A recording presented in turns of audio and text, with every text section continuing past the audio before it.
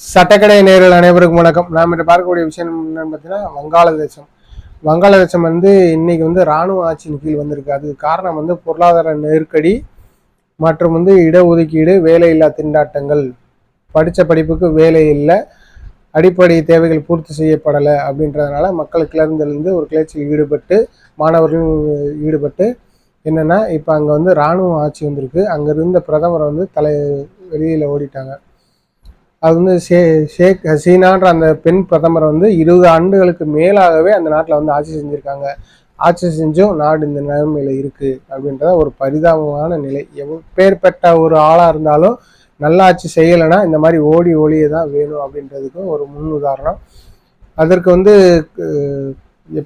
எப்பெல்லாம் மக்கள் கிளர்ந்து எழுதுகிறாங்களோ அதுக்கு இந்த மாதிரி மாற்றங்கள்லாம் நடைபெறுது. அதற்கு சரியான ஆட்சி தான் அமையணும் அப்படின்றது தான் இதுக்கு ஒரு சிறந்த உதாரணம்.